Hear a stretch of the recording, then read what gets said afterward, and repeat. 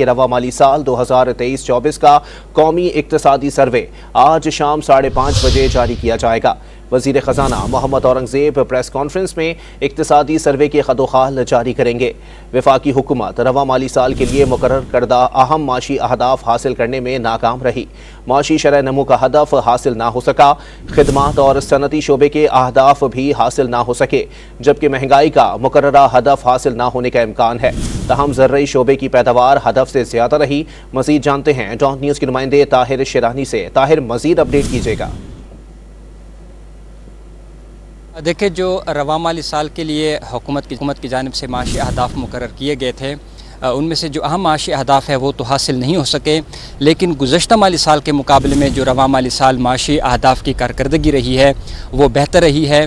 रवा माली साल जो माशी शरह नमू का हदफ था वो 3.5% मुकर्रर किया गया था, लेकिन माशी शरह नमू 2.38% रही है।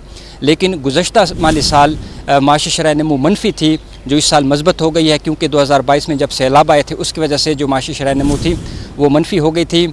इसके साथ साथ रवा माली साल जो खिदमात और सनती शोबे के अहदाफ है वो भी हासिल नहीं हो सके हैं। इन दोनों शोबों के अहदाफ 1.21% रहे हैं। ताम ज़रई शोबे की जो हदफ है वो ना सिर्फ हासिल हुआ बल्कि 3.5% के हदफ के मुकाबले में रवा माली साल ज़रई शोबे की जो ग्रोथ है वो 6.25% रही है। उसकी बुनियादी वजह यह है कि रवा माली साल एक तो जो कपास की पैदावार है उसमें 108% से ज़ायद का इजाफा हुआ। इसके साथ जो गंदम की पैदावार है वो उसमें भी तकरीबन 12% इजाफा हुआ, तो इसलिए जो ज़रई शोबे की ग्रोथ है उसमें भी इजाफा रिकॉर्ड किया गया। ताहम जो गन्ने और मकई की पैदावार है वो रवा माली साल उसमें कमी रिकॉर्ड की गई है।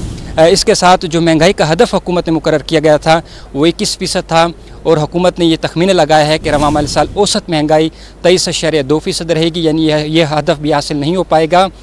लेकिन गुज़श्ता माली साल के मुकाबले में हम अगर देखें तो औसत महंगाई में कमी रिकॉर्ड की गई है, और मई के महीने में 11.76% पर महंगाई आ गई थी।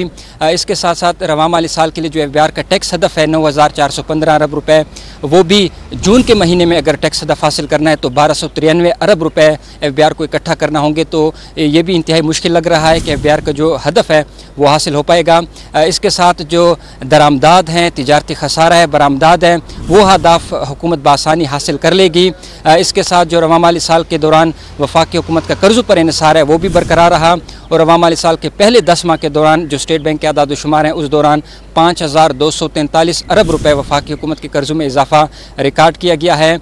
रवा माली साल हुकूमत को कई ऐसे शोबे भी हैं जहाँ पे हुकूमत को कामयाबी मिली है। अगर बरामदात का शोबा देखें तो उस हवाले से हुकूमत को खातिर खा इसमें कामयाबी मिली है, हदफ के करीब पहुँच चुके हैं। इसके साथ जो तरसीलात ज़र हैं उसमें भी इजाफा रिकॉर्ड किया गया है। रवा माली साल के दौरान जो करंट अकाउंट है खसारा है वो भी हदफ बासानी हुकूमत रवा माली साल के लिए जो मुकर्रर करदा है वो हासिल कर पाएगी।